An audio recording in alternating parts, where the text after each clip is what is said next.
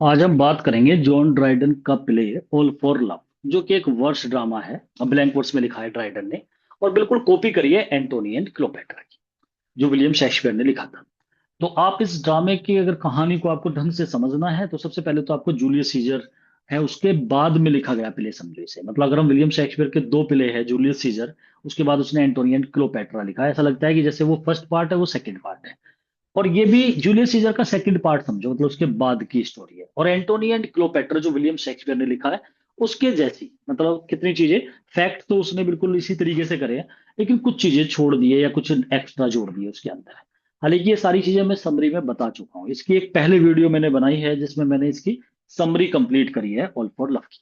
आज हम इसके क्वेश्चंस करेंगे, जो समरी में कोई चीज छोटी बड़ी रह गई होगी वो भी सामने आ जाएगी। तो एक एक करके इंपोर्टेंट क्वेश्चंस जो है ऑल फॉर लव के ऊपर, उसे कर लेते हैं। साथ के साथ जो समझाने वाले क्वेश्चन होंगे मैं समझाता भी चलूंगा। तो सबसे पहले बात कर लेते हैं, ये एक हीरोइक ट्रेजेडी है।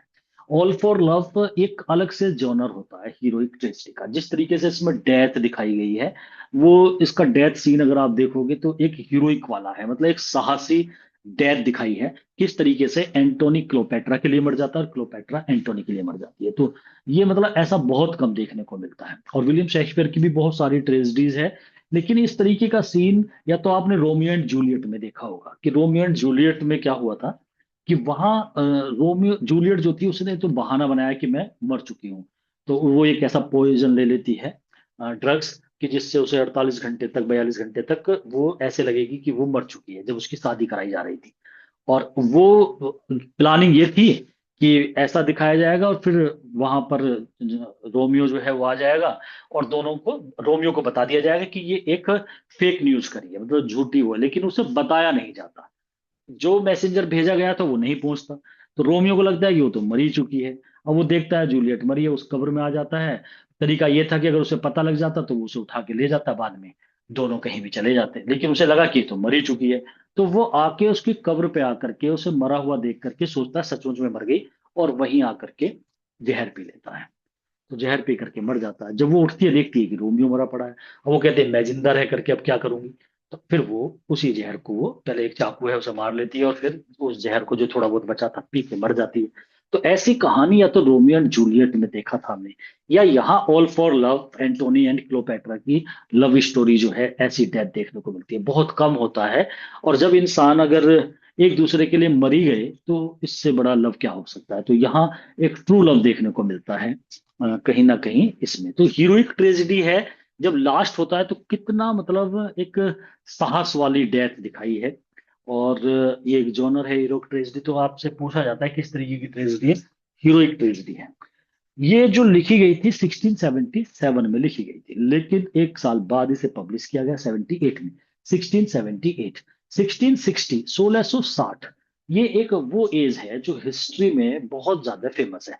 क्योंकि इस समय रीस्टोर हुआ थी, मोनार्की को रीस्टोर किया गया था। जो मोनार्की खत्म हो चुकी थी चार्ल्स फर्स्ट के बाद, तो उसका बेटा चार्ल्स सेकंड फ्रांस से आता है, गद्दी को संभालता है 1660 में। 1660 से 1700 तक का पीरियड ये माना जाता है। इसी एज को हम न्यू क्लासिकल एज के नाम से भी जानते हैं। ये एज तीन महान राइटर के नाम से जानी जाती है, ड्राइडन, पॉप और डॉक्टर जॉनसन। और यहाँ ड्राइडन की हम बात करते हैं। ड्राइडन एक अच्छा पोइट भी है, ड्रामेटिस्ट भी है, और एक बड़ा क्रिटिक भी है। तो ये ड्राइडन जिसने ऑल फॉर लव लिखी, और 1678 में इसे पब्लिश किया गया था। तो यहाँ टोटल मतलब एक हिस्टोरिकल बैकग्राउंड है रोम का और इजिप्ट के बारे में बताया। ऑल फॉर लव जो है ये कॉपी है, इमिटेशन है विलियम शेक्सपियर की ट्रेजेडी जो एंटोनी एंड क्लोपेट्रा है, उसी की कॉपी करी है यहाँ पर जॉन ड्राइडन ने।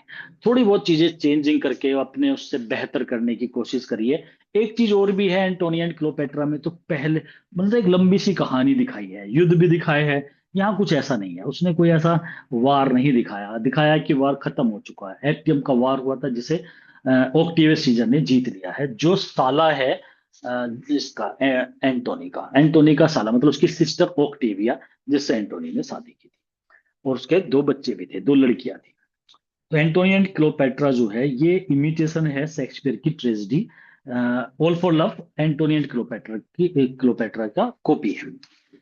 जो सब टाइटल है, इंपोर्टेंट क्वेश्चन है, the world well lost, the world well lost, संसार अच्छी तरीके से लॉस्ट हो गया, और सारा वर्ल्ड लॉस्ट ही हो गया था। एंटोनी ने सब कुछ त्याग दिया था, उसने रोम को त्याग दिया, उसने अपने दोस्तों को त्याग दिया, उसने अपनी वाइफ को, अपने बच्चों को, सबको त्याग करके, और ऑल फॉर लव, लव के लिए सब कुछ, जैसे इसकी थीम भी मानी जाती है, लव एंड ऑनर, एक तरफ ऑनर एक तरफ लव, किसकी तरफ को जाऊं, तो उसने लास्ट में लव को ही चुना। सारी चीजों को त्याग करके, इतना बड़ा पद, जनरल का, रोम का जनरल, सब दुनिया उसका सम्मान करती थी, सब कुछ त्याग करके उसने किस चीज को अपनाया, इजिप्ट को। और इजिप्ट में थी क्लोपेट्रा, तो क्लोपेट्रा के लिए सब कुछ त्याग के यहाँ पड़ा इतना बड़ा इंसान, और जिसके बारे में सब मजाक भी उड़ाने लगे थे कि इतना महान व्यक्ति एक ऐसी लड़की के चुंगल में फंस गया, जिसे ट्रिपल वॉर के नाम से भी जाना जाता था। मतलब वो एक कैरेक्टर, लूज कैरेक्टर का है, क्योंकि उसका जूलियस सीजर के साथ भी अफेयर था, ऐसा भी कहा जाता है। ये जो ट्रेजेडी है ये डेडिकेट है, ये भी क्वेश्चन इंपॉर्टेंट है। The right honourable Thomas, the earl of Danby का अर्ल था एक, इसको ये डेडिकेट है, मतलब इसे समर्पित करी थी। जॉन ड्राइडन का ये बहुत क्लोज था, तो उसे समर्पित करी, ये बहुत ही अरिस्टोक्रेट पर्सन था। इसके इसे मतलब इस ट्रेजेडी को समर्पित करा, कहीं ना कहीं इसने कहा था कि भाई एक इस तरीके की ट्रेजेडी लिखी जानी चाहिए। और इसने जॉन ड्राइडन ने अपनी जो ट्रेजेडी है ऑल फॉर लव समर्पित करी है थॉमस को। तो आपको ये भी बड़ा इंपॉर्टेंट क्वेश्चन है, ध्यान रखना। All for love blank verse में लिखी गई है, बहुत बहुत इंपॉर्टेंट क्वेश्चन है। ब्लैंक वर्स में, क्योंकि जो ट्रेजेडी हो या कॉमेडी हो, मतलब ड्रामे जो होते हैं वो प्रोज में लिखे जाते हैं। जब ब्लैंक वर्स आ जाए, कहीं हीरोइक कपलेट आ जाए, तो आप समझ लो सीधा सीधा सा कि अब ये पोइट्री हो गई। एक तरीके से ड्रामा पोइट्री में लिखना मतलब बहुत बड़ी बात हो जाती है। ऐसा तो क्रिस्टोफर मार्लो लिखा करते थे, उन्होंने ब्लैंक वर्स को परफेक्ट किया था अपने, वे भी ज्यादातर ट्रेजेडी लिखते थे, तो अपनी ट्रेजेडी में डॉक्टर फोस्टस जैसी ट्रेजेडी उन्होंने लिखी थी। और यहाँ पर बात करते हैं ऑल फॉर लव, ये एक ब्लैंक वर्स में लिखी गई ट्रेजेडी है। ब्लैंक वर्स में लिख दी तो पोइट्री में हो गया, तो इसे आप पोइटिक ड्रामा भी कह सकते हो, इसे वर्स ड्रामा भी बोल सकते हो। It is a verse drama या फिर पोइटिक प्ले, क्योंकि ये भी क्वेश्चन पूछा गया कई बार। ये सब इंपोर्टेंट क्वेश्चन चल रहे हैं, वर्स ड्रामा या पोइटिक प्ले के नाम से भी इस ट्रेजेडी को हम कह सकते हैं। ये बात पछती नहीं है कि भाई ये एक वर्स ट्रेजेडी है, वर्स माने पंक्तियों में, मतलब पंक्ति से मतलब है पोइट्री में, या फिर ये एक पोइटिक प्ले है। पोइटिक प्ले जब तक आप इसे पढ़ोगे नहीं या इससे ये क्वेश्चन सामने नहीं आएगा, तो ऐसे नहीं समझ सकता कोई भी इंसान, आप चाहे कितनी भी कहानी पढ़ लो, आपको क्या पता। ये प्ले जो है जिसे ड्राइडन लिखता है for himself and not to please the queen और द क्राउड, भीड़ को, रानी को, इन्हें प्रेज करने के लिए नहीं लिखा। ये तो ड्राइडन ने अपने लिए लिखा है, मतलब ड्राइडन ने जो ये प्ले लिखा है, ये ऐसा नहीं कि किसी क्यून को से क्लोपेट्रा के लिए उसके लिए लिख रहा है, या ये किसी राजा के लिए, क्राउड, भीड़ के लिए, पब्लिक के लिए नहीं लिख रहा है, मतलब अपने लिए लिख रहा है। तो कहीं ना कहीं जॉन ड्राइडन ने स्वयं को सेटिस्फाइड करने के लिए इस प्ले को लिखा है। There is a prologue and epilogue in this tragedy. अब आपसे पूछे तो इसमें एक प्रोलॉग भी है, जिसमें ये प्रीफेस भी है इसका एक, जिस प्रीफेस में तो ड्राइडन खुद कहता है मैंने ये एंटोनी एंड क्लोपेट्रा की कॉपी करी है। तो इसमें प्रोलॉग और इपिलॉग दोनों है। प्रोलॉग होता है जब ड्रामा स्टार्ट होता है उससे पहले कोई चीज हम जो डालते हैं, स्टार्टिंग करते हैं, वो प्रोलॉग है। लास्ट में किसी एक करेक्टर से बुलवाया जाता है, वो इपिलॉग होता है। तो इपिलॉग और प्रोलॉग, ये विलियम शेक्सपियर भी अपने कुछ प्ले के अंदर इपिलॉग यूज करता था, जैसे उसने टेम्पेस्ट में भी करा है, जुलाई किट में भी करा है, तो वो होता है ये प्रोलॉग और इपिलॉग। लव एंड ऑनर जो है ये थीम है इस ट्रेजेडी की, ये इंपॉर्टेंट क्वेश्चन है। लव एंड ऑनर, एक तरफ लव है और एक तरफ ऑनर है। ऑनर है मतलब रोम का जनरल है एंटोनी, जो एक तरफ सम्मान है, रोम चला जाए तो सम्मान है, इधर रह जाए तो लव है, और लव की जीत दिखाई गई है ऑनर के ऊपर। तो लव ही सब कुछ रहा एंटोनी का। उसने एक तरीके से उसका सारा ऑनर लॉस्ट हो चुका था, और due to his love. All for love is indeed a tragedy written in an epic style, जैसे ग्रैंड स्टाइल होती है उसमें लिखा है इसने। पोइट्री तरीका तो है ही इसके अंदर, तो इपिक स्टाइल में एक ट्रेजेडी लिखी है। प्रीवियस प्लेज जो थे Dryden use the heroic couplet, but Dryden तो हीरोइक कपलेट भी लिखा करते थे, क्योंकि हीरोइक कपलेट डिवाइस थी न्यू क्लासिकल एज की। एलेक्जेंडर पोप ने भी हीरोइक कपलेट में अपने वर्क लिखे हैं, ड्राइडन भी हीरोइक कपलेट का यूज करते थे। लेकिन ये जो प्ले लिखा है ये ब्लैंक वर्स में लिखा है, और उसने सब्स्टिट्यूट कर दिया ब्लैंक वर्स को हीरोइक कपलेट की जगह। सब्स्टिट्यूट होता है किसी का स्थान छीन के जब दूसरा स्थान, स्थानांतरण, मतलब एक के स्थान पर दूसरे को रख दे, उसे सब्स्टिट्यूट कहते हैं। तो इसने हीरोइक कपलेट के स्थान पर ब्लैंक वर्स को रख दिया। तो देखो ये इंपॉर्टेंट क्वेश्चन बैठता है कि ये ब्लैंक वर्स में लिखा हुआ है, क्योंकि जो ज्यादा पढ़ाकू बच्चे होते हैं ना, वो क्या करते हैं, उन्हें पता होता है भाई ड्राइडन तो हीरोइक कपलेट यूज करता था, ब्लैंक वर्स तो उसने कभी करी नहीं है। तो ये अलग से स्पेशल लिखा है, इसीलिए मैंने बार बार मैं इस पे फोकस करता हूँ। आपको ध्यान रखना है कि ब्लैंक वर्स में लिखी गई tragedy. There is not simple love but death for love in this drama. इस ड्रामे के अंदर सिंपल लव नहीं है, मतलब एक कॉमन पर्सन का लव दिखा दिया हो, ऐसा नहीं है। अरे जो लव के लिए डेथ, सेक्रीफाइस कर देना दिखाया है इसमें, ये बहुत कम प्ले के अंदर देखने को मिलता है कि हीरो हीरोइन के लिए मर गया और हीरोइन हीरो के लिए मर गई। तो ऐसा इसमें हुआ ना, जैसा बिल्कुल सेम रोमियो एंड जूलियट मैंने आपको एग्जांपल दिया था ना, उसमें देखने को मिलता है। तो इसमें कोई दो राय नहीं होता कि मतलब दोनों का एक दूसरे से कितना लव करते थे, क्योंकि अपने लिए मतलब एक इंसान को सबसे मूल्यवान जो चीज होती है वो उसकी जिंदगी है, और जिंदगी को समर्पित कर दो, उसे सेक्रीफाइस कर दो, तो इट इज टॉप मोस्ट मतलब सेक्रीफाइस हो सकता है, इससे ज्यादा कुछ नहीं है, नथिंग मोर इट। तो अब ये इसमें देखा, ऑल फॉर लव में be called a new classical tragedy. Classical tragedy की सबसे मेन थिंग जो होती है, there are three unities in classical tragedy. Classical का मतलब मैं आपको कई बार बता चुका हूं कि रोम में या इटली, रोम एक ही बात समझो आप, रोम में और ग्रीक में जो राइटर लिखा करते थे वो भी पुराने वाले, वो क्लासिकल वे में लिखते थे, और उसी की कोई किसी ने कॉपी करनी हो तो वो क्लासिकल हो जाता है। कभी कभी ऐसे क्वेश्चन को मैं ऐसे भी मैच कर देते हैं, सपोज करो मेरा ये पढ़ा हुआ नहीं है क्वेश्चन और ये आ जाए कि ये क्या, ये क्लासिकल ट्रेजेडी है।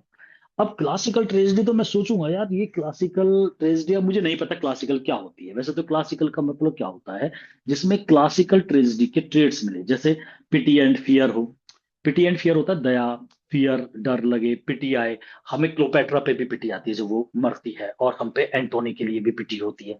तो पिटी एंड फियर हो, उसमें आप कैथराइजिस हो, उसके अंदर हेमार्सिया हो, थ्री यूनिटीज हो। ये सारी चीज यहाँ देखने को मिलती है। थ्री यूनिटीज है इसमें, टाइम प्लेस एंड एक्शन, ये तीनों यूनिटी देखने को मिलती है। लेकिन मैं तो ये कह रहा हूँ कि चलो आपको नहीं पता, कभी कभी कुछ ऐसे क्वेश्चन भी होते हैं जिन पे हम बड़ा माइंड अगर घुमाए तो क्वेश्चन लग जाएगा। अगर आपको पता है न्यू क्लासिकल एज को, मतलब ये जो 18th सेंचुरी है, जो ड्राइडन वाली एज है, पोप वाली एज है, डॉक्टर जॉनसन वाली एज है, इस एज को हम न्यू क्लासिकल एज कहते हैं। न्यू क्लासिकल का मतलब क्या है कि हम क्लासिकल को जो राइटर यहाँ के हुए हैं, मेन मेन जो राइटर हुए उसमें तो पोप भी है और ड्राइडन भी है, दोनों ही है, डॉक्टर जॉनसन भी है। तो जब हमें पता है कि इस एज को न्यू क्लासिकल इसलिए लिखा गया कि इसके जो मेन राइटर है उन्होंने क्लासिकल वे को यूज करा, तो अपना भी क्वेश्चन का आंसर आ जाता है, क्लासिकल ट्रेजेडी लिख दी होगी, तो क्लासिकल वे में लिखा करते थे ये, जब तो इनकी एज न्यू क्लासिकल है। तो यहाँ पर एक न्यू क्लासिकल ट्रेजेडी है ये, तो उसी वे में लिखी गई है, तो एज का नाम भी आपको पता है। ये ड्रामा फॉलो करता है three unities, unity of time place and action. Unity of time का मतलब होता है कि एक कम टाइम पीरियड में कोई ड्रामा लिख देना। अब इसका मतलब भी कुछ बच्चे समझ नहीं पाते, मैं थोड़ा सा बता दूं। यूनिटी ऑफ टाइम, टाइम से मतलब ये नहीं है जैसे कोई मूवी देखने आप गए और उस फिल्म को आपने देखा, और उसका टाइम जो है, मैं ये नहीं कहना चाह रहा हूँ कि जैसे 2.5 घंटे की मूवी होती है कि भाई यूनिटी ऑफ टाइम का मतलब ये कि 1.5 घंटे में खत्म होगी, ऐसा नहीं है। टाइम चाहे 3 घंटे में खत्म हो, उससे कोई मतलब नहीं होता। मतलब बुक, चाहे आप मोटी बुक हो, मतलब पेज उसमें इतने हो या इतने हो, उससे मतलब नहीं है यूनिटी ऑफ टाइम का। टाइम का मतलब ये है कि जो उसमें कहानी चलती है वो ज्यादा समय ना ले रही हो। मतलब उसमें बचपन दिखाए पहले, फिर उसमें यूथ एज दिखा रहे हीरो की, फिर उसका बुढ़ापा दिखा रहे, मतलब उसमें स्टोरी जो है 20 साल की, 15 साल तक कहानी को दिखा रहे हैं। 4-5 साल का हो गया वो, फिर बाद में वहां गया हीरो, फिर वहां, वो नहीं होती unity of time. William Shakespeare unity of time को नहीं दिखाता था ज्यादातर, इसलिए वो इंग्लिश ट्रेजेडी लिखा करता था क्लासिकल। लेकिन क्लासिकल ट्रेजेडी में तीनों यूनिटी देखने को मिलती है, जैसे यहाँ है, बिल्कुल लास्ट के 2-3 दिन पे दिखा दिया। ऐसा कहा जाता है विलियम शेक्सपियर का जो टेम्पेस्ट प्ले है वो केवल एक दिन के 4-5 घंटे में ही खत्म है। वो एकदम, कोई टेम्पेस्ट आया और फर्डिनेंड, एरेंजो, ये सब के सब परेशान होकर के, गोंजेलो वगैरह सब उस टापू पे आ गए। प्रोस्पेरो ने अपना बदला लिया, तो वो उन्हें परेशान करता है, उन्हें भगाता है, ये करता है। फिर वहीं मिरेंडा है उसकी बेटी, तो वो कहानी जरूर उसकी पुरानी, उसने मतलब कि बताता है, मतलब एक ख्याल में ड्रीम में चलती है, अपनी बेटी को बताता है ऐसे ऐसे हुआ था, वो एक अलग बात है। लेकिन प्ले जो था, वो ड्रामा जो था, वो 3-4 घंटे में खत्म। जैसे थ्री इडियट मूवी देखो आप, उसमें कहानी बेशक पुरानी बताई हो, वो याद कराता है कि भाई कैसे कैसे हुआ था, वो साइलेंसर से हमने ये कहा था, उसमें लिख दिया हमने कि भाई हम इतने दिन बाद मिलेंगे, पूरी कहानी चलती है। लेकिन अगर देखें तो वो कहानी 4-5 घंटे में ही खत्म थी, क्योंकि उसकी स्टार्टिंग पता है कहाँ हुई थी, जब वो एक हीरोइन में से तीन में से एक प्लेन से जा रहा था। तो उसे आया कि भाई आज का दिन तो यार बड़ा इंपॉर्टेंट दिन है, तो आज तो हमें जो है वो दिन दिया था कभी कि इस डेट पे मिलेंगे सारे के सारे दोस्त। तो वो उस प्लेन पे ही उतर के आता है। फिर वो देखता है उसी दिन उसकी शादी होती रहती है। जो क्लोपेट्रा थी, नहीं क्लोपेट्रा नहीं, वो थी करीना कपूर, उसकी शादी होती रहती है। वे वहां से उसे उठाते हैं, साइलेंसर को उठाते हैं। और फिर आपने देखा होगा जब मूवी का एंड हो रहा था, तो वो साइलेंसर उससे मिला था जाके आमिर खान से उसी दिन। मतलब वो स्टार्टिंग जब हुई है तो वो प्लेन से उतरा क्योंकि वही डेट थी, और वो लास्ट में उससे मिला कि आज सब समझो कौन सी डेट है जब वो पतंग उड़ाता रहता है। तो एंड भी उसी दिन हुआ, मतलब एक ही दिन की कहानी है अगर देखा जाए। इसे कहते हैं यूनिटी ऑफ टाइम। तो यूनिटी ऑफ टाइम है ये जो कहानी है, स्टोरी बिल्कुल वही लास्ट एंड पे दिखाते हैं, जिस जब डेथ होती है ना 2-3 दिन में प्ले को खत्म करते हैं। यूनिटी ऑफ प्लेस का मतलब होता है कि जगह एक हो, ज्यादा से ज्यादा दो हो जाए, वो भी बहुत मुश्किल से, वो भी थोड़ा बहुत दिखाए। मतलब यहाँ सारा का सारा इजिप्ट में दिखाया है। यही कहानी बिल्कुल जो कि तू एंटोनी एंड क्लोपेट्रा, उसमें विलियम शेक्सपियर कभी रोम दिखाता था, कभी इजिप्ट दिखाता था, वो ऐसे घुमाता था। उसके बाद एक जगह और भी गए थे, वो ऑक्टेविया को लेकर के गया था ये एंटोनी। तो मतलब ऐसे 3-3 प्लेस दिखा रहा है। तो वो यूनिटी ऑफ प्लेस भी नहीं है, तो यहाँ यूनिटी ऑफ प्लेस भी है, टाइम भी है, एक्शन तो है। एक्शन तो खैर विलियम शेक्सपियर भी दिखाता है।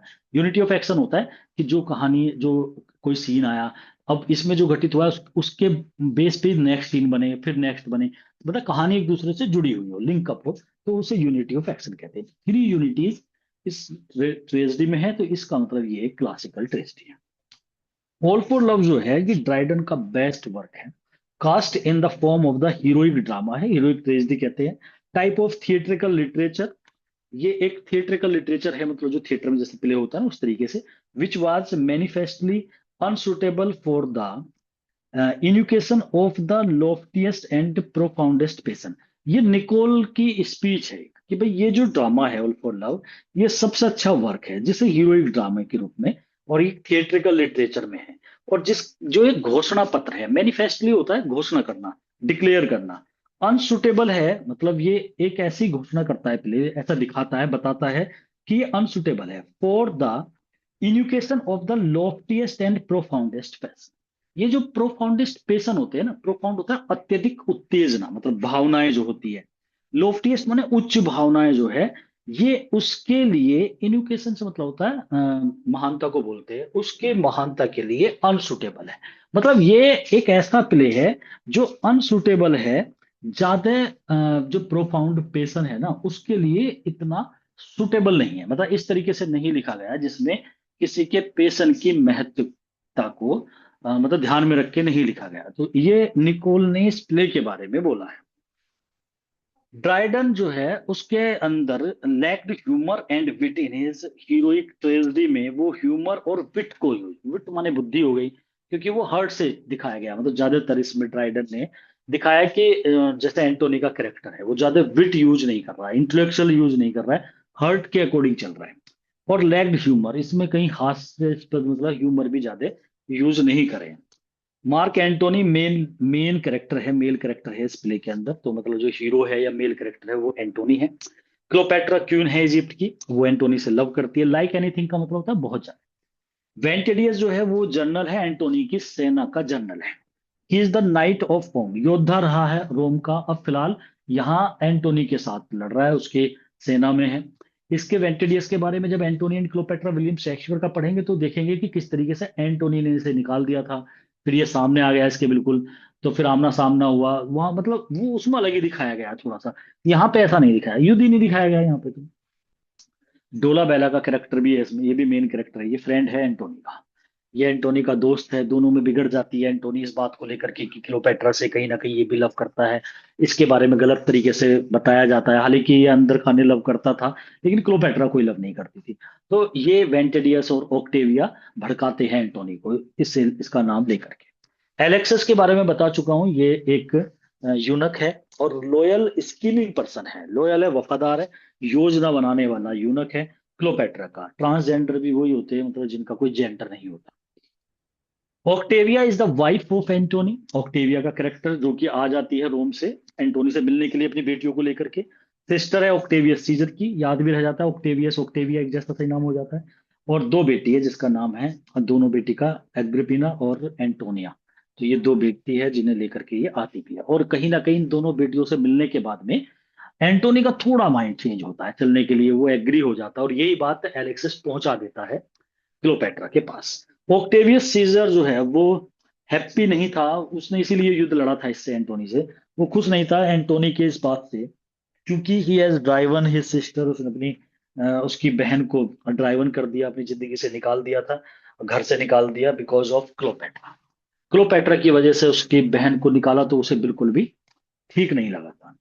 चार्मियन जो है ये नौकरानी है, मेड सर्वेंट है क्लोपेट्रा की, और इरास भी एक मेड सर्वेंट है इसी की, क्लोपेट्रा की। सेरापियोन का कैरेक्टर है स्टार्टिंग में ही है, इससे स्टार्ट होता है पहले, जब ये एक भविष्यवाणी करता है कि भाई ऐसा होने वाला है, नील नदी का पानी उफान पे है, इसका मतलब कुछ अनहोनी घटित होने वाली है। सेरापियोन जो है वो प्रीस्ट है, इसिस वहां पे छोटी सी जगह है इजिप्ट में, तो इसिस का प्रीस्ट है ये। In the starting of the play Antony was defeated by Octavius Caesar. ये युद्ध दिखाया नहीं गया, बस ऐसा बताया गया है कि ऑक्टेवियस सीजर से हार गया एंटोनी युद्ध में। इन द बैटल ऑफ एक्टियम, ये नाम याद रखना पड़ेगा आपको युद्ध का। एक्टियम का बैटल हुआ था, ये पानी में हुआ था, मतलब समुद्र का युद्ध था, जिसमें से क्लोपेट्रा भाग आई थी। वो नहीं चाहती थी, उसे लग रहा था, उसे एहसास हो चुका था कि वो अपने वैसे तो जहाजी बेड़े लेकर के गई थी लड़ने के लिए, लेकिन बीच में इस तरीके से आ गई, उसे लगने लगा था कहीं ऐसा ना हो कि एंटोनी जो है इसमें मारा जाए, और वो फिर पीछे पीछे एंटोनी भी आ जाता है, और यही चीज एंटोनी उससे नाराज हो जाता है। एंटोनी सेक्रीफाइस कर देता है अपने किंगडम को, मतलब रोम छोड़ आया, ग्लोरी सारा सम्मान छोड़ आया, लाइफ भी छोड़ दी लास्ट में लव के लिए। तो ये एंटोनी था जिसने लव में सब कुछ त्याग दिया, इसीलिए इसका नाम है ऑल फॉर लव, लव के लिए सब कुछ त्याग दिया। एंटोनी की जो लाइफ है वो टेबल ऑफ एंडलेस डिसअपॉइंटमेंट्स, एक तरीके से मेज है निराशा से भरी हुई। मतलब जिंदगी पूरी, जैसे कहते हैं ना, life of thorns of bad बोलते हैं जिंदगी को, तो my life is thorns of, sorry bad of thorns, उल्टा बोल दिया, बैड ऑफ थॉर्न्स है या बैड ऑफ रोजेस। तो बैड ऑफ रोजेस होती है बहुत ही आरामदायक बढ़िया बेहतरीन लाइफ, लेकिन बैड ऑफ थॉर्न्स होती है कांटों भरी जिंदगी, तो वही है बैड ऑफ थॉर्न्स है। एंडलेस अनंत डिसअपॉइंटमेंट है, निराशा है उसकी लाइफ में, डेजेक्शन भी निराशा ही होती है। He is himself the sole responsible of his doom, अपने डूम का रेस्पॉन्सिबल वो खुद है। डूम माने अपने लास्ट स्टेज का, अपने अंत का जो रेस्पॉन्सिबल है वो कोई और नहीं है, वो खुद है। और जब हीरो खुद अपनी एंड अपने पतन का, डिक्लाइन का, या अपने डाउनफॉल का खुद जिम्मेदार होता है, तो ऐसे हीरो को ट्रेजिक हीरो बोलते हैं। और विलियम शेक्सपियर के ज्यादातर हीरो ट्रेजिक हीरो होते हैं, चाहे मैकबेथ हो, ओथेलो हो, किंग लियर हो, और चाहे आपका हेमलेट हो, सभी के अंदर कुछ ना कुछ कमी थी। जैसे मैकबेथ एम्बिशियस था, हेमलेट इनडिसिसिवनेस था, तो ये कहीं ना कहीं उतावलापन था। तो ये जो भी, मतलब विलियम शेक्सपियर के जैसे जीलियस ही थी ओथेलो के अंदर, तो ये कुछ ऐसे फॉल्ट होते थे जिनकी वजह से उनका डाउनफॉल होता था। यहाँ पर भी है, एक लव की वजह से क्लोपेट्रा से लव करता था एंटोनी, खुद अगर ये ऐसा कुछ ना करता, अपनी वाइफ को छोड़ आया, तो कहीं ना कहीं गलत तो है, वो एक अलग बात है, बाद में हमें पिटी आती है उसके ऊपर, लेकिन गलत वे पे तो चल ही रहा है ना, हम इसे सही नहीं बोल सकते।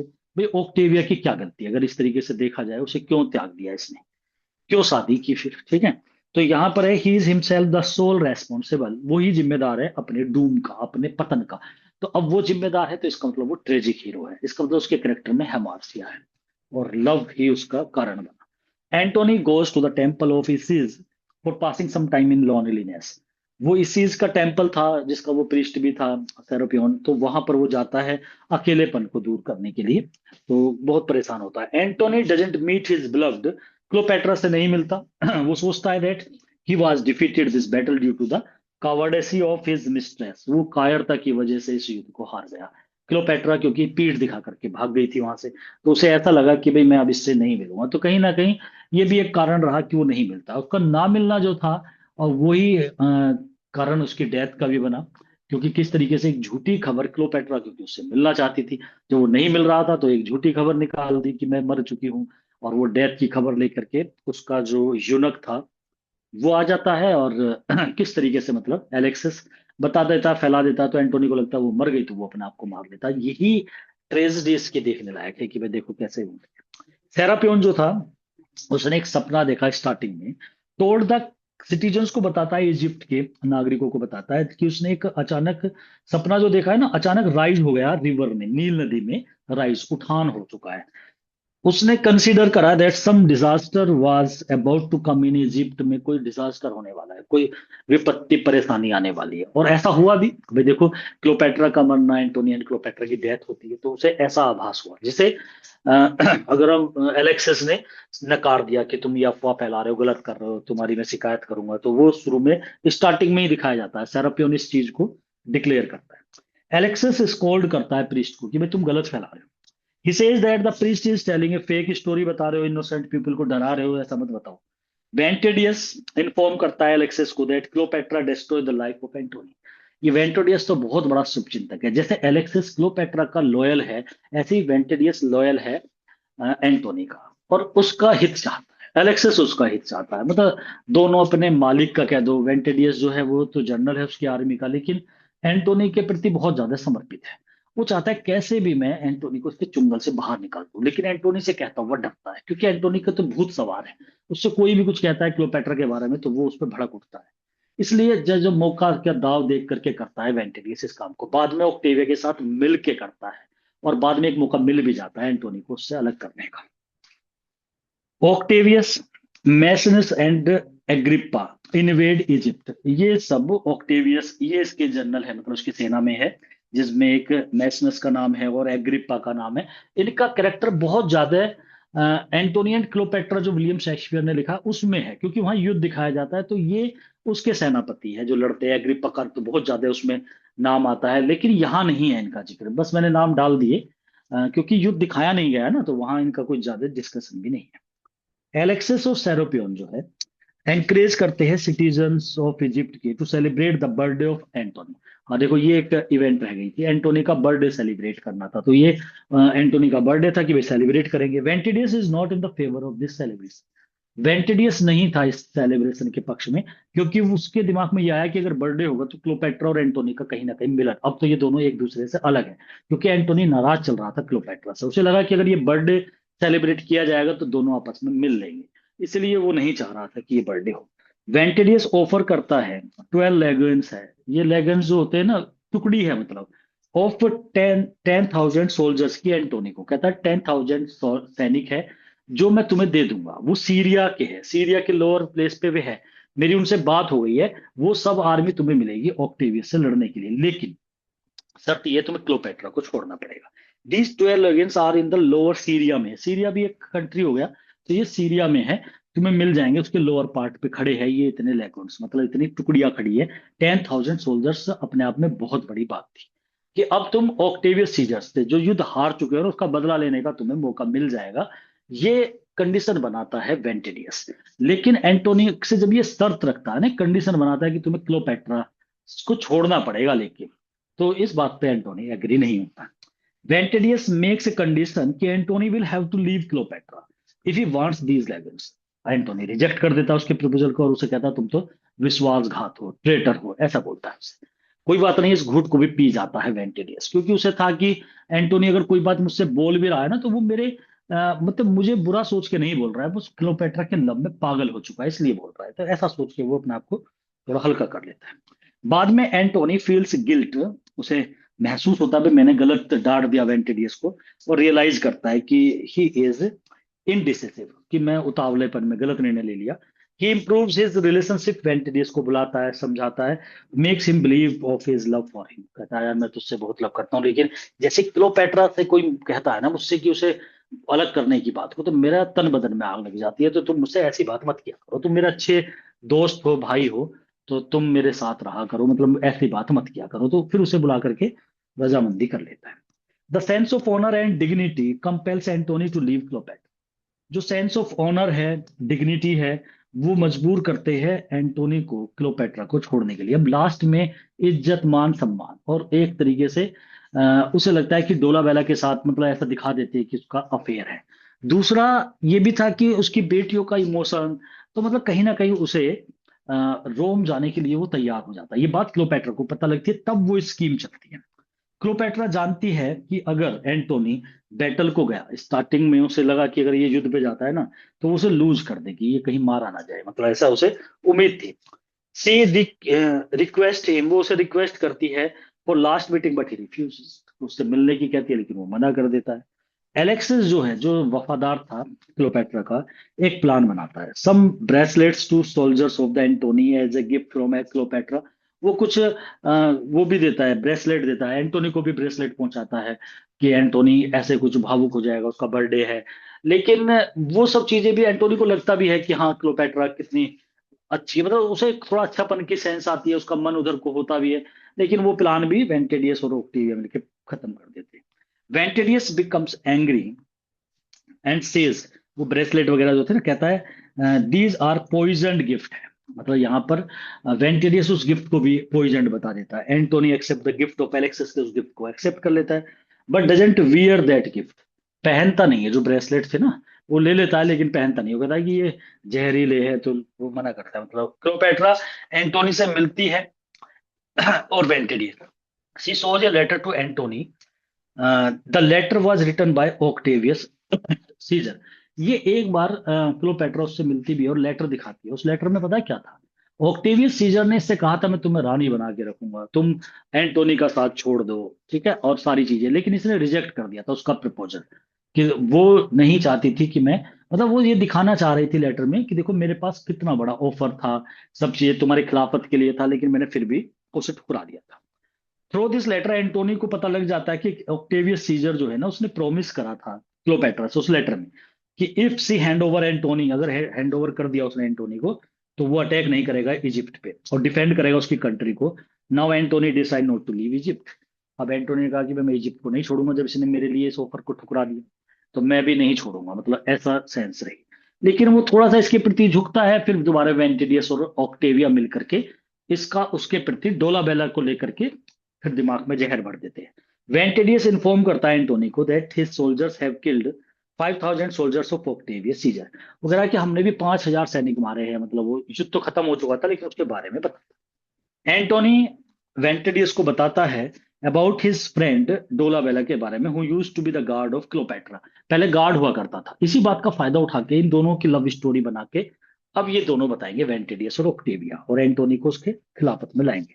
डोलाबेला जो था, उसे इजिप्ट से निकाल दिया था एंटोनी को जब पता लगा कि he is in the love of Cleopatra. He suggest that Ventidius should call him back. वो फिर कहता है कि अरे चलो उसे बुला लो, डोलाबेला को। दोबारा आ जाता है, फिर वो कहानी चलती है। तो वो एक बार निकाल दिया था, अब डोलाबेला इसका क्योंकि फ्रेंड था, इसने कहा चलो इसे बुला लो। तो वेंटेडियस उसे बुला लेता है और फिर उसकी डोलाबेला की मुलाकात कराता है क्लोपेट्रा से, और फिर दोबारा इसका जहर बढ़ता है इसके कान में कि इन दोनों का लव अफेयर फिर अब भी चल रहा है। तो ये चीजें उसने उसकी बताई थी कि भाई ये अफेयर जो है इनका आज भी इसी तरीके से चल रहा है। Ventidius takes Dolabella back and Antony forgives him. अब ये इसे वापस तो ले आता है, वो उसे क्षमा भी कर देता है, लेकिन दोबारा फिर वही सीन क्रिएट करता है। अब माइंड में आ गया था वेंटिडियस के कि ये एक अच्छा चारा है, जो दोबारा से मतलब एंटोनी और क्लोपेट्रा के बीच में लड़ाई करने का एक माध्यम रहेगा। मतलब दोबारा से नहीं, बोथ दोनों, वेंटिडियस और डोलाबेला सजेस्ट करते हैं एंटोनी को that he should adopt his wife. भाई डोलाबेला तो कर ही रहा था क्योंकि उसे लव था क्लोपेट्रा से, और वेंटिडियस चाहता था ये छुटकारा पा जाए यहाँ से। दोनों सजेस्ट करते हैं कि अपनी वाइफ को और बेटी को अपना लो तुम, so that the revenge of Octavius Caesar में फिनिश, कि उसका बदला भी खत्म हो जाएगा। ऑक्टेवियस सीजर बार बार ये रहता है कि कभी युद्ध ना कर ले, तो वो सब चीजें खत्म हो जाएगी और तुम्हें अपने। First of all Antony doesn't want to meet them. सबसे पहले तो एंटोनी मिलना नहीं चाहता था उनसे। When Antony hears the pitiable appeal of his daughters, मतलब अपनी बेटी के लिए, तो वो उन दोनों जब आई ना, ऑक्टेविया आती है फिर उसकी बेटी वो यहीं आ जाती है इजिप्ट में। तो ये पहले मिलना नहीं चाहता था, लेकिन फिर जब ये दोनों भी कहते हैं, जब एंटोनी सुनता है pitiable appeal of his daughters, उसकी डॉटर अपील कर रही थी उससे कि भाई अपने पिता से मिलने के लिए, तो ही बिकम्स इमोशनल हो जाता है, accept his wife and children को एक्सेप्ट भी कर लेता है। Now he is ready to go to Rome after living Egypt. अब उसे लगा कि मैं रोम, इजिप्ट को छोड़ करके रोम चला जाऊंगा। तो मतलब कहीं ना कहीं इसे तैयार कर लिया जाता है। ये बात जब क्लोपेट्रा को पता लगती है, तब वो अपने मरने की खबर फैलाती है। क्लोपेट्रा के अनुसार Octavia is until to be the wife of a great hero like Antony. According to Cleopatra, Octavia जो है ना, अनफिट है, sorry, unfit to be the wife of great hero like Antony. Antony जब वो देखती है, ऑक्टेविया से मिलती है, उसके बारे में पता करती है कि पहले तो उसे बुरा लगता है ऑक्टेविया का नाम सुन करके, लेकिन फिर कहती है वो उसके लायक नहीं, कहाँ एंटोनी कहाँ ऑक्टेविया, तो ऐसे करके Antony swings between two poles. अब वो दो पोल्स के बीच में, स्विंग माने झूलना होता है, कहते हैं ना कि दोनों तरफ झूल रहा है। वन साइड, एक तरफ उसकी, उसका मैडिंग लव, पागलों वाला लव था क्लोपेट्रा के प्रति, takes him away from his wife, जो वाइफ से ऑक्टेविया से उसे दूर ले जा रहा था। दूसरी तरफ उसके बच्चे थे ऑन द अदर साइड।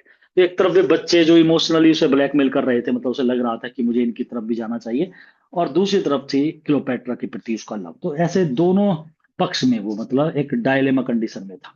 उसकी जो कंसेंस थी ना, अंतरात्मा जो थी, वो प्रिक कर रही थी, उसे कहीं कचोट रही थी फॉर डेजर्टिंग हिज वाइफ, कि तुमने अपनी वाइफ को छोड़ दिया, चिल्ड्रन को छोड़ दिया without any fault on their part. पर चलो ठीक है, तुम्हें लव था, लेकिन उनकी क्या गलती?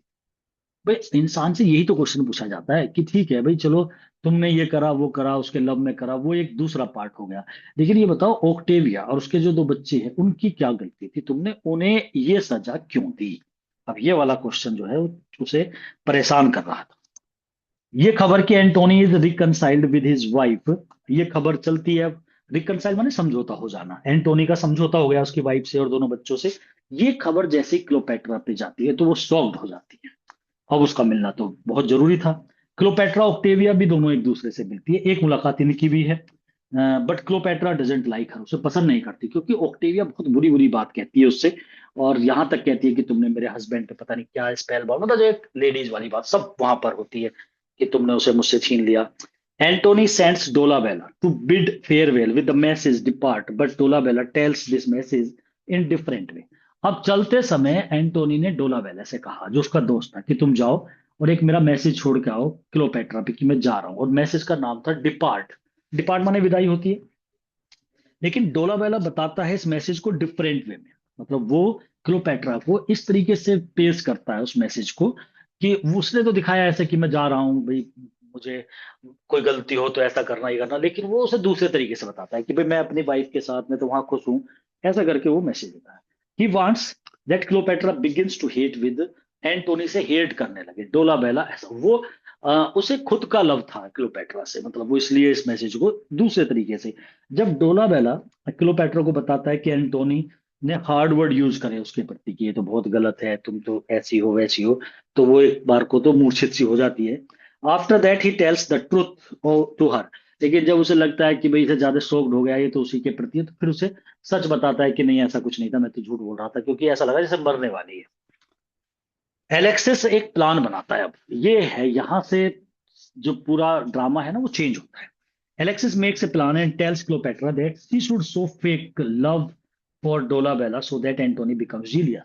वो कहता है कि तुम एक झूठा सा लव करो। अब दो, ये एलेक्सिस की जो योजनाएं है ना, ये ही दिमाग खराब करती है, कि फेक लव शो कर दो तुम डोलाबेला के प्रति, ताकि एंटोनी जीलियस हो जाए और तुमसे मिलने लगे। अब वो ये वाला, और ये भी प्लान इसका उल्टा ही पड़ता है। एंटोनी को जब ये महसूस होने लग जाता है कि डोलाबेला से वो लव करती है, तो अब उसका दिमाग और भर जाता है। वेंटेडियस इन्फॉर्म करता है एंटोनी को दैट क्लोपेट्रा का लव डोलाबेला से फिर हो गया। Antony doesn't believe, but he believes after listening to the words of Alexas. लेकिन जब एलेक्सिस के वर्ड सुनता है, तो एलेक्सिस तो आया था दूसरी योजना लेकर के, पर वो वफा, हालांकि एलेक्सिस का भी मतलब इस न्यूज को देने का यही था कि ये जीलियस ही करने लगे कि अरे वो उससे लव करने लगी है तो एकदम आएगा, बात करे ये करे, वो और रुष्ट हो गया। तो देखो ऐसे दिक्कतें दिक्कतें पे दिक्कतें बढ़नी चालू। एंटोनी जीलियस हो गया उसके प्रति, और सुन करके that Dolabella has been making love with Cleopatra, से लव करने लगा है। क्लोपेट्रा कन्विंस करती है एंटोनी को कि she has true love only for Antony, he doesn't listen to her, लेकिन वो उसकी कोई बात नहीं सुनता। वो इन्फॉर्म करती है कि Ventidius and Dolabella are the enemies as they have put the false charge on her character. कहती है कि मेरे कैरेक्टर पे गलत दोनों के दोनों कर रहे हैं। Antony banishes her from his side, लेकिन वो उसकी कोई बात सुनने को तैयार नहीं था। जो थोड़ा बहुत मन में उसके था भी, वो भी सब खत्म हो गया जब ये खबर आई उसी के वफादार से, एलेक्सिस से, क्योंकि एंटोनी को पता था एलेक्सिस तो उसका बहुत ही वफादार यूनक है। और उसके बाद एलेक्सिस ने ये खबर ली, और तो अब यहाँ पर दिक्कत ज्यादा हो गई थी। क्लोपेट्रा ब्लेम करती है एलेक्सिस पे क्रिटिकल सिचुएशन, कि ये जो मेरी स्थिति हुई है ना इतनी परेशान वाली, तुम्हारी वजह से हुई है, अब तो वो बिल्कुल भी मुझे बर्दाश्त ही नहीं कर रहा। वो उसे चेतावनी देती है, सोल्व करो इस प्रॉब्लम को जितनी जल्दी हो सके। अब वो दूसरा प्लान बताता है, अब वो थी फेक न्यूज उसकी डेथ की। अब वो दूसरा प्लान तो और भी घातक सिद्ध हो गया। सेरोपियन की एडवाइस पे Cleopatra leaves his palace and goes to her tomb. वो टॉम पे जाती है अकेलेपन के लिए, ये तो एक अलग बात थी, अपने आप को रिलैक्स पहुंचाने के लिए। एलेक्सिस अब एक कॉन्स्पायरेसी हैच करता है उससे मिलके क्लोपेट्रा से। अब ये दूसरा उसका प्लान है। कॉन्स्पायरेसी एक षड्यंत्र रचता है। वो इन्फॉर्म करता है एंटोनी को कि क्लोपेट्रा ने सुसाइड कर लिया, क्योंकि she could not bear Antony's absence, कि तुम जा रहे हो, तुम्हारी एब्सेंस वो है बर्दाश्त नहीं कर पा रही, इसलिए वो मर गई, ऐसा बोलता है। और ये क्लोपेट्रा को बताता है। क्लोपेट्रा कहती है चलो, मतलब अगर देखे तो उसकी दोनों ही बातों में जान थी। मतलब उसने पहले एक ये प्लान बनाया कि वो एंटोनी पे ये खबर पहुंचा दे कि क्लोपेट्रा लव करती है डोलावेला से, मतलब उसने नजदीकियां बढ़ानी स्टार्ट होगी, जिससे उसे जीलियस लगे कि वो आके मिलेगा। तो एक तरीका तो उसने ये सोचा, वो भी उसका गलत पड़ गया। दूसरा भी ये सोचा कि डेथ की खबर कर देंगे तो एंटोनी भागा भागा आएगा। वो भागा भागा तो नहीं आया, लेकिन वो वहीं पे अपने आप को मार लेता है, अपने आप को मार लेता है कि क्लोपेट्रा जब मर गई तो मैं भी जी के क्या करूंगा। She killed herself with her dagger. वो बताता है कि उसने अपने आप को डैगर से, छुरे से मार लिया है। At her last moment she said. और ये भी कहता है एलेक्सिस उससे, एंटोनी से, कि लास्ट में उसने कहा था, she said to me for informing you about his her last words. उसके लास्ट वर्ड को तुम्हें बता दूं, ऐसा उसने मुझे बोला था।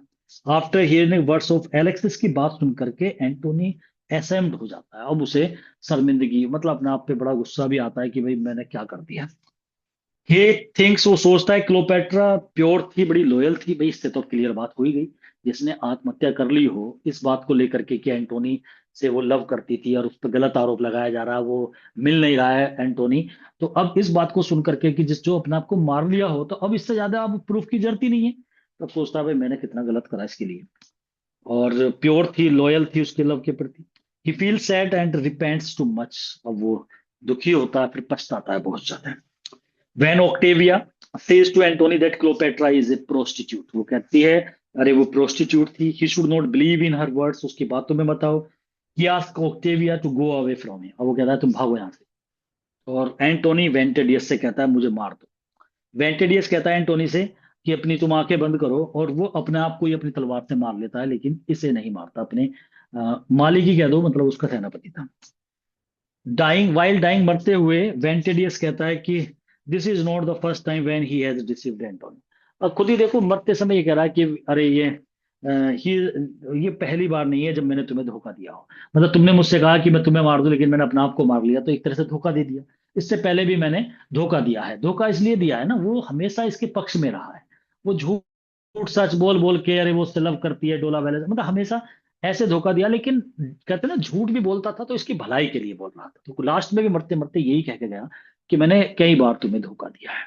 ऐसी लाइन बोल करके दम तोड़ता है। तो एंटोनी को और ज्यादा दुख होता है इस समय कि वेंटेडियस भी चला गया और क्लोपेट्रा भी चली गई। तो वो जी, वो तो पहले ही मरना चाह रहा था, और अब वो अपनी तलवार पे खुद ही कूद जाता है। Antony kills himself with his sword, तलवार से अपने आप को मार लेता है।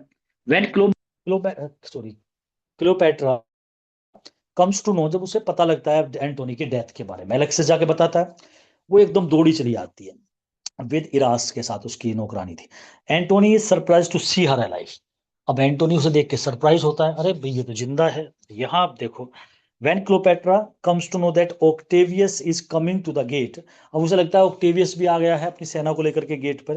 क्लोपेट्रा एक आस्प, एक छोटा सा सांप था जहरीला, उसे लेती है और उसे अपनी बाजू पे कटवा लेती। She also dies beside her lover. Antony के पास वहीं पर वो मर जाती है, और कपड़े भी चेंज करके आती है, मतलब एक शादी वाले कपड़े पहन करके मरती है। हर मेड्स चार्मियन जो है और इरास, दोनों की दोनों भी अपने आप को मार लेती है, इतना लव था इन्हें भी अपनी मालकिन से। एट लास्ट प्रीस्ट जो था सेरापियन, वो कहता है, and fame to late posterity shall tell no lovers lived so great or died so well. And fame to late posterity shall tell, कि लास्ट में पोस्टेरिटी माने बाद वाली, जो आगे आने वाली जो जनसंख्या होगी, या मतलब जो आने वाली जनरेशन होगी, वो ये बताएगी, प्रसिद्धि सबको, मतलब फेम ये टेल करेगी कि no lovers lived so great, कोई भी लवर धरती पे इतना ग्रेट नहीं लिव या डेड करा होगा इतने अच्छे तरीके से जैसे कि ये दोनों थे। तो इतने बेहतरीन तरीके से मरना और जिंदगी जो है किसी और ने नहीं की होगी, ऐसा सेरापियन कहता है। ऑक्टेवियस सीजर की विजय हो जाती है इजिप्ट पे, और से इजिप्ट को वो रोम में मिला लेता है लास्ट में। मतलब वो जीत तो गए, ये रोम से मिला लेता है। मैनी क्रिटिक्स, बहुत सारे ऐसे आलोचक हैं जिन्होंने कंडेम करा एंटोनी को, due to his betrayal for his अब देखो एंटोनी का कहीं अच्छा भी है, लव कितना उसका बेहतरीन है, लेकिन उसने कुछ काम गलत भी करे, तो कुछ क्रिटिक ने उसकी बदनामी, कंडेम, उसकी निंदा करी है, उसके बेट्रेयल, क्योंकि उसने विश्वासघात करा था अपनी इनोसेंट वाइफ की, तो कोई गलती नहीं थी ऑक्टेविया की। ये शो करता है कि weakness and infirmity of his character, उसके कैरेक्टर में कमियां थी, दृढ़ता, इनफर्मिटी थी। He gets married with her, उसकी शादी हो जाती है, he gets married with her but doesn't love her heartly, मतलब वो शादी कर लेता था ऑक्टेविया से, और वो इनोसेंट थी, शादी करने के बाद भी वो उससे लव नहीं करता दिल से। ही always tells A lie for concealing his love, अपने लव को छिपाने के लिए वो हमेशा उससे झूठ बोलता है, क्लोपेट्रा की बात को छिपाता रहता है। वंस, एक बार, ही एक्सपेल्स हिज इनोसेंट वाइफ, देखो कहानी तो जैसे एंड हो गई, लेकिन कुछ बीच की जो चीजें हैं या किसी क्रिटिक ने कुछ कहा, वे क्वेश्चन चल रहे हैं फिलहाल। एक बार ही एक्सपेल्स हिज इनोसेंट वाइफ, उसने अपनी वाइफ को निकाल दिया, और उससे क्या कहता है Octavia, once he Octavia leave me, अरे मुझे छोड़ दो तुम, आई एम मच डिसऑर्डर्ड, मैं बहुत परेशान हूँ, लीव मी आई से, मेरा पीछा छोड़ो, मैं तुमसे ये कहता हूँ। तो मतलब ऐसी ऐसी लाइन भी उसने अपनी वाइफ के लिए बोली है। क्लोपेट्रा जो क्वीन है इजिप्ट की, इज द ट्रू हीरोइन है इस प्ले की, वो हीरोइन है, और हीरो एंटोनी है, नाम भी एंटोनी एंड क्लोपेट्रा के नाम से ही है, all for love. Love is the chief trait of Cleopatra's character, Cleopatra के कैरेक्टर में जो मुख्य लक्षण है उसका, वो लव है। She is capable of sacrificing herself at the altar of love, love की वेदी पर, लव के हवन पर वो अपने आप को समर्पित करने के लिए तैयार है, होता भी ऐसा ही है, वो लव के लिए जान दे देती है। Cleopatra doesn't like Antony's idea to go to battle, वो जो बैटल पे जाना चाहता था वो मना करती थी, कारण क्या था, she can't bear the loss of her lover and darling, वो अपने उस प्रिय का लॉस नहीं देखती, वो नहीं, सो उसके दिमाग में ये था कि कहीं ऐसा ना हो ये युद्ध में मारा जाए, तो वो नहीं चाहती थी, इसीलिए इसलिए वो युद्ध के बीच में से चली आई थी। Cleopatra is certainly proud of her beauty and charm, ये तो उससे अपनी खूबसूरती को उसे घमंड था। जब वो ऑक्टेविया के बारे में पता लगता है कि अरे ऑक्टेविया उसकी वाइफ आई है, तो उसे बड़ी जलन सी होती है, लेकिन जब वो ऑक्टेविया को देखती है तो उसे खुशी होती है कि अरे ये तो मेरे सामने कुछ भी नहीं है, मतलब ऐसे भी है।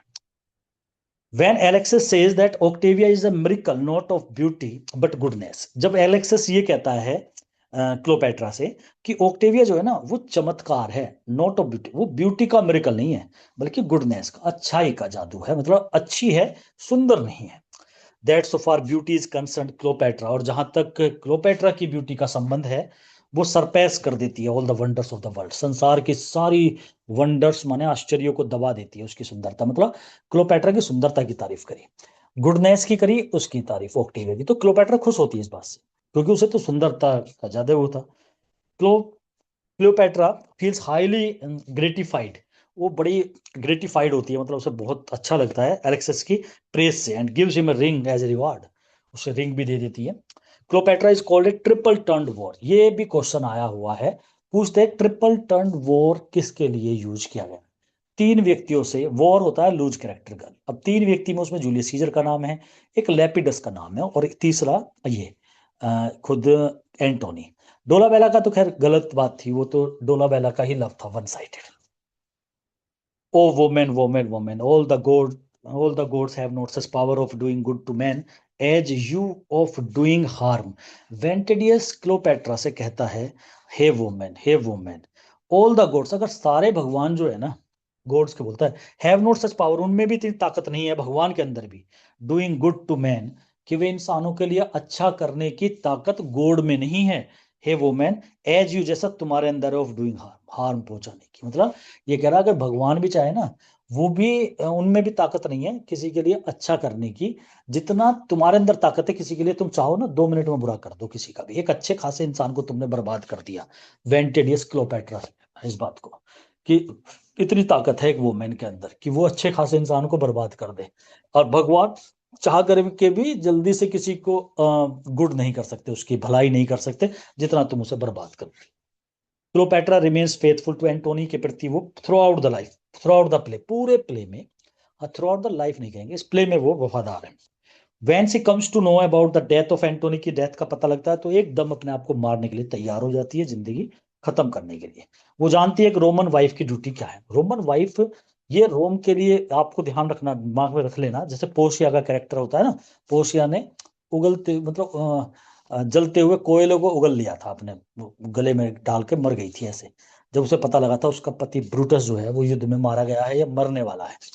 ऐसे ये रोमन वाइफ की ड्यूटी होती है कि वो जिंदा नहीं रह सकती, लेकिन ये तो इजिप्ट की थी, अब ये अपने आप को सोचती है कि मैं तो वाइफ इसकी हूं, एंटोनी की। और रोम की अगर कोई वाइफ होती है तो उसका कर्तव्य होता है कि अपने हस्बैंड के साथ मर जाना, इसलिए वो मर जाती है। सिनोज वो जानती है रोमन वाइफ की जो ड्यूटी होती है ना, एक true Roman wife can not continue to live after her husband's death, वो नहीं जी सकती, बिल्कुल ऐसे जैसे हमारे यहाँ सती प्रथा हुआ करती। क्लोपेट्रा ये भी कहती है, she has always been aspiring to the high title of Antony, wife का मैं टाइटल लेना चाहती हूँ, and that now she would die as Antony's wife, और आज मैं मरूंगी क्योंकि उसने कपड़े भी ऐसे पहन लिए थे कि मैं मरूंगी तो एंटोनी की वाइफ कहलाऊंगी, तो ये मेरा मतलब एक सेक्रीफाइस होगा ना, मुझे उसकी वाइफ का टाइटल देगा। क्लोपेट्रा दिखाती है प्लेंटी ऑफ ब्रेवरी, मतलब बहुत बहादुर है, in the manner in which she commit suicide, जैसे वो मरती है, एक आस्प को लाया जाता है उसके पास, सी ड्रोज हर आर्म, अपनी बाजू को उसके मतलब बाजू को ऐसे आगे कर लेती है, on account of sudden feeling of panic, और उसे हल्का सा दर्द होता है, पीछे वो करती है, अगेन स्ट्रेस फोर्थ, फिर आगे वो कर लेती है, और this time gets bitten by the asp, और वो उसे काट लेता है। तो मतलब देखो, जब कहीं मरते हैं, मरने के भी तरीके होते हैं कि हम सुसाइड करना चाह रहे हैं, तो एक ऐसी होता है कि बड़ा जोर पड़ता है, हम उस तरह से मरते समय बड़ा मतलब दिक्कत होती है, अब कटवाना है हमें सांप से ऐसे, और एक होता है कि कुछ ऐसा करे कि जैसे जहर पीने वाला सबसे आसान माना जाता है, कि इंसान वो एकदम असर नहीं करता, तो एक बार को पी जाता है एक झटके में, तो एकदम नहीं मरता ना आदमी, लेकिन अगर चाकू घोंपने लगे हम अपने अंदर या कुछ ऐसा, तो वो ज्यादा दिक्कत वाला होता है, तो किसी से सांप से कटवा लेना तो बड़ी दिक्कत वाला था, उसने वो साहस दिखाया।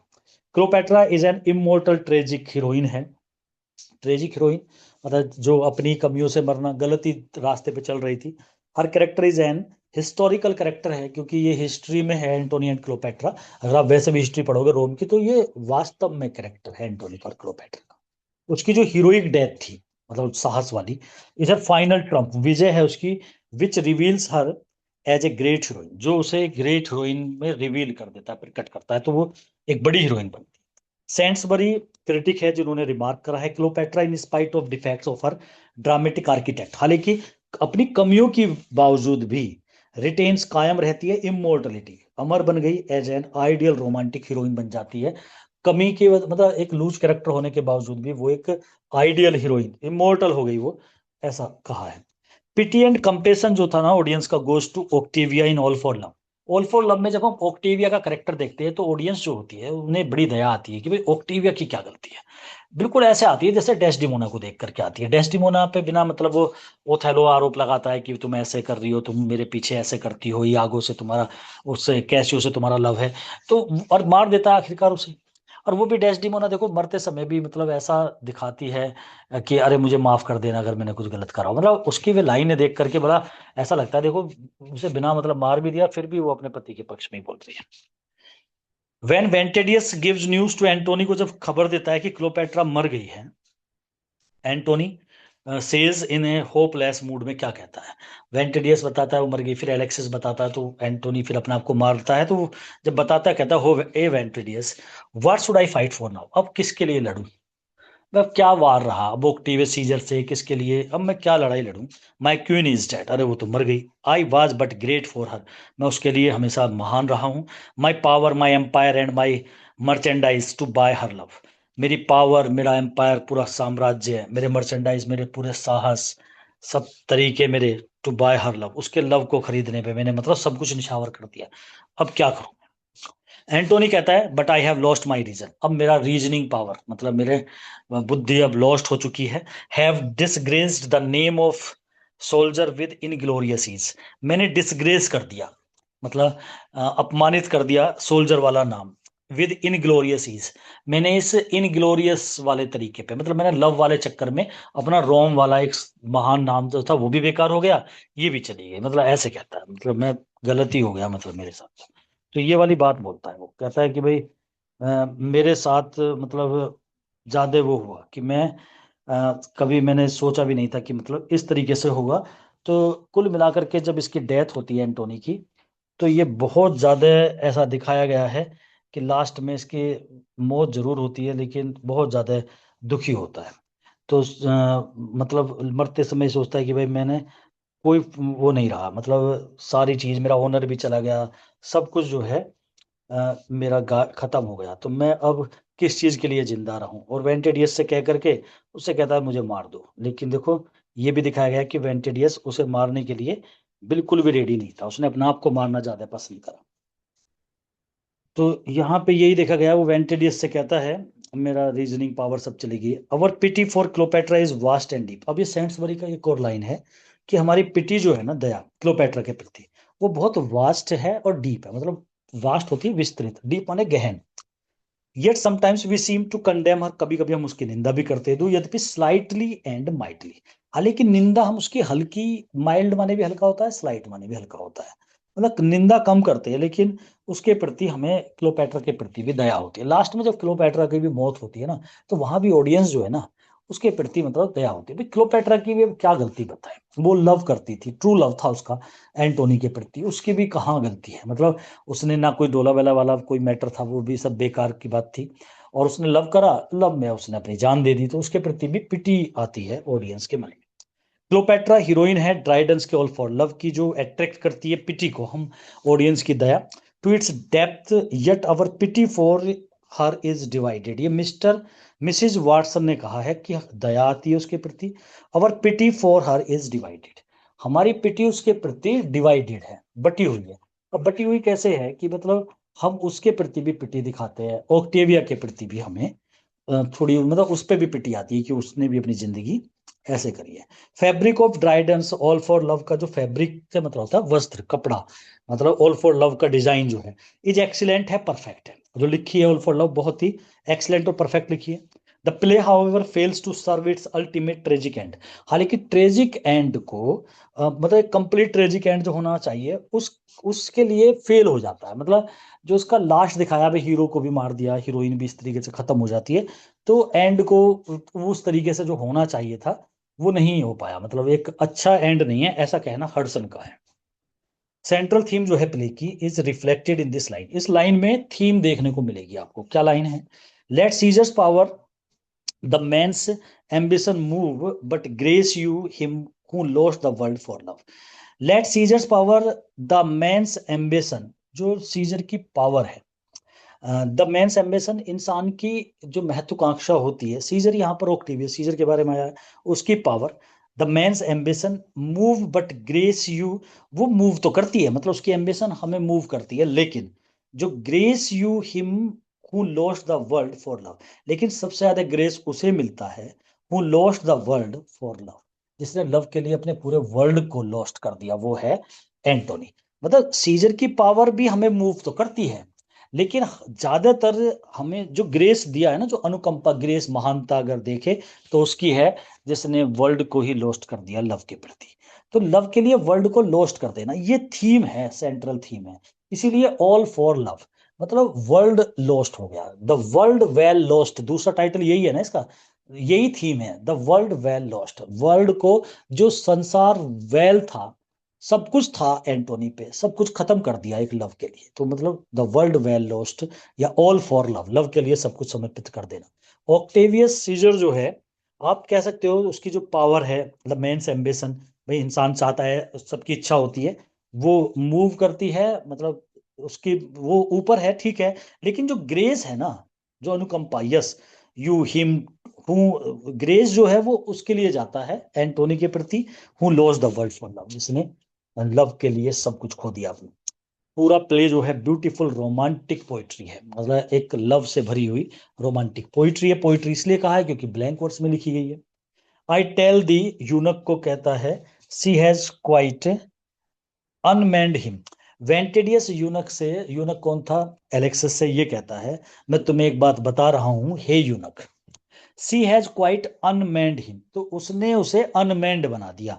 सी आया यहाँ पर क्लोपेट्रा के लिए, अनमैंड जैसे पुरुष है ना, पुरुष से उसे नपुंसकलिंग कर दिया एक तरीके से, हिम आया यहाँ पर एंटोनी के लिए, कि क्लोपेट्रा ने, वो एक मैन हुआ करता था, मतलब यहाँ मैन का एक एडजेक्टिव वर्ड दे दिया कि मतलब एक कहते हैं ना कि मतलब एक दिलेर मैन था, मतलब कुछ भी कर सकता था, लेकिन उसे अनमैंड कर दिया, मतलब उसकी मैन पावर खत्म कर दी।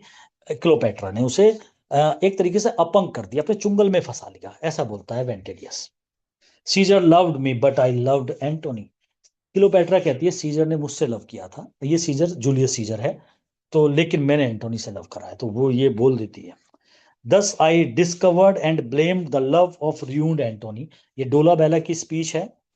डोला बेला जो कि इसका फ्रेंड था एंटोनी का, वो कहता है, thus I discovered and blamed the love of ruined Antony, yet wish that I were he to be so ruined।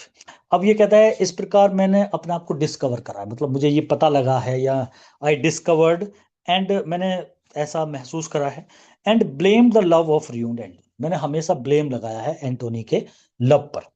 Yet फिर भी मेरी इच्छा है, दैट आई वर ही, काश मैं एंटोनी होता, टू बी सो ruined, मैं भी ऐसे बर्बाद होने के लिए तैयार था, मैं काश एंटोनी होता। एंटोनी के पक्ष में बोल गया, हालांकि मैं एंटोनी से नफरत करता था, लेकिन काश मैं एंटोनी होता, ऐसा डोला बेला बोलता है। All for Love presents Antony more as a tragic lover than a political hero. वो पॉलिटिकल हीरो, पॉलिटिक्स को छोड़ करके, रोम को छोड़ करके, किंगडम को छोड़ करके, युद्ध छोड़ करके, सारी चीजों को, नाइट था, एक बड़ा जनरल था, सब त्याग वाग करके वहां से चला आया। कहता है ऑल फॉर लव में यही प्रेजेंट, एंटोनी को ऐसे प्रेजेंट किया गया है, more as a tragic lover है, वो एक ट्रेजिक लवर है, पॉलिटिकल हीरो की अपेक्षा ट्रेजिक लवर के रूप में उसे दिखाया गया है। ड्राइडन रिसेप्स करता है क्लासिकल ट्रेजेडी को, इस क्लासिकल ट्रेजेडी की आकृति को चेंज कर देता है, जैसा विलियम शेक्सपियर ने लिखा था एंटोनी एंड क्लोपेट्रा, उसकी रिसेप करता है बाय सॉफ्टनिंग वॉयलेंस। यहाँ पर जो वॉयलेंस है ना, वो थोड़ा सॉफ्ट है, मतलब युद्ध ऐसा नहीं दिखाया जैसे एंटोनी एंड क्लोपेट्रा में विलियम शेक्सपियर ने दिखाया था, यहाँ युद्ध का ज्यादा जिक्र है ही नहीं, तो सॉफ्टनिंग वॉयलेंस नहीं है कोई ज्यादा। एंड एम्फेसाइजिंग इमोशन, यहाँ पर इमोशन को ज्यादा एम्फेसाइज करा है इसने, उस पर ज्यादा प्रभाव डाला, इमोशनली सीन दिखाए हैं, वॉयलेंस नहीं दिखाया। अगर आप पूरे प्ले को देखोगे, मतलब अगर ये सारा का सारा पिक्चराइज हो, ड्रामा बने इनके ऊपर, एक एंटोनी एंड क्लोपेट्रा पे बने और एक ऑल फॉर लव पे, तो जब एंटोनी एंड क्लोपेट्रा देखोगे तो उसमें मार धाड़ दिखाई देगी, उसमें वॉयलेंस दिखाई देगा, लेकिन यहाँ पर लड़ाई धड़ाई नहीं है, यहाँ पर इमोशनली सीन ज्यादा है ऑल फॉर लव के अंदर। ड्राइडन रिमूव कर देता है शेक्सपियर के जो सब प्लॉट्स थे। विलियम शेक्सपियर तो सब प्लॉट भी डालता है बीच बीच में, सब प्लॉट्स है, एग्रिप्पा के बारे में अलग से बात डालेगा, फिर अलग से क्लोपेट्रा के महल की अलग बात दिखाएगा, ऑक्टेविया के बारे में अलग से, फिर सारे सब प्लॉट्स को एक जगह जोड़ देगा। यहाँ ऐसा नहीं है, मेन प्लॉट है केवल। ड्राइडन रिमूव कर देता है शेक्सपियर के सब प्लॉट्स को to create intense psychological focus बनाने के लिए, मतलब एक मनोवैज्ञानिक दबाव डालने के लिए एक ही स्टोरी बनाता है, बस ये बीच बीच में छोटी छोटी कहानियां नहीं जोड़ता। जो ड्रामा है वो हाईलाइट करता है weakness of will as a tragic flaw. Tragic flaw क्या है? Weakness of will. विली एंटोनी और क्लोपेट्रा के अंदर क्या कमी थी? वीकनेस ऑफ विल, ये दृढ़ इच्छा नहीं थी, मतलब विल में कमजोरी। ये हमेशा मतलब चेंजेबल हो जाते थे, क्लोपेट्रा कभी नाराज हो रही, कभी हट रही है, ऐसे एंटोनी था, कभी उधर को हो जाता, मतलब विल इतनी मजबूत नहीं थी। तो ये एक तरह से उसका ट्रेजिक फ्लो है, उसका लास्ट में जो मरने का कारण है कहीं ना कहीं यही है। Honor in the play is shown as rigid and unforgiving, unlike love। जो सम्मान, एक तरफ ऑनर एक तरफ लव, ऑनर एंड लव, ये थीम भी है इसकी, लव एंड ऑनर। तो ऑनर इस प्ले के अंदर ऐसा दिखाया गया है जैसे रिजिड है, मतलब दृढ़ है, एंड अनफॉरगिविंग है। फॉरगिविंग तो क्षमा करने लायक होता है, जिसे क्षमा ना किया जा सके, सम्मान को छोड़ देता है एंटोनी। अनलाइक लव, लव से अलग दिखाया है ऑनर को, ऑनर को रिजिड दिखाया है, दृढ़, और अनफॉरगिविंग दिखाया है, मतलब जिसे क्षमा ना किया जा सके, मतलब उसने इतनी बड़ी गलती कर दी थी। अनलाइक लव से बिल्कुल अलग दिखाते हैं ऑनर को। एंटोनी का जो इन है is more tragic than his military defeat. वो मिलिट्री डिफीट तो उसकी हुई गई थी, उससे ज्यादा एंटोनी का जो इनडिसीजन था ना, मतलब जो वो निर्णय लेने में सक्षम नहीं था, हेमलेट की तरह, मतलब कभी कहता था रोम चला जाऊं, कभी इधर, वो ज्यादा ट्रेजिक था, मतलब ज्यादा जो उसकी लाइफ में जो ट्रेजिडी आई है ना, उसकी वजह से आई है। मिलिट्री डिफीट हो गई थी, उससे नहीं हुआ इतना ज्यादा, उसके इस डिसीजन की वजह से दिक्कत हुई। ड्राइडन सजेस्ट करता है great love demands great sacrifice, कि ग्रेट लव को डिमांड होती है ग्रेट सेक्रीफाइस की। जो महान लव हुए हैं, चाहे वो हीर रांझा का हो, रोमियो जूलियट का हो, लैला मजनू का हो, मतलब जो ग्रेट लव हुए हैं वहां ग्रेट सेक्रीफाइस होता है। The tragedy lies in choosing either love और honour but never both. Tragedy जो है वो इस चीज में है, चूजिंग आइदर लव और ऑनर, लव और ऑनर में से किसी एक को चुनना है, बट नेवर बोथ, दोनों को नहीं, दोनों चीज नहीं मिल, लव एंड ऑनर में से किसी एक को चूज करना पड़ेगा, और दोनों चीजें आपको नहीं मिल सकती। कि जैसे वो ऑनर की तरफ को चला, रोम की तरफ को, तो लव उसका चला गया, जब वो लव में था तो रोम से उसका नाता बिल्कुल ऑनर खत्म हो चुका था। सब ये कह रहे थे कि एक कैरेक्टर, लूज कैरेक्टर गर्ल के साथ वो अपनी जिंदगी वहां बिता रहा है, कितना बेहतरीन इंसान हुआ करता था, बर्बाद हो गया। तो उसका ऑनर खत्म हो गया था जब वो लव में था। और जैसे ही लव से उधर की तरफ को चल रहा था, ऑनर की तरफ को, तो उसका लव खत्म हो गया। तो इसीलिए बताया जाता है कि दोनों चीजें एक साथ नहीं मिल सकती। यहीं तक इसे करें।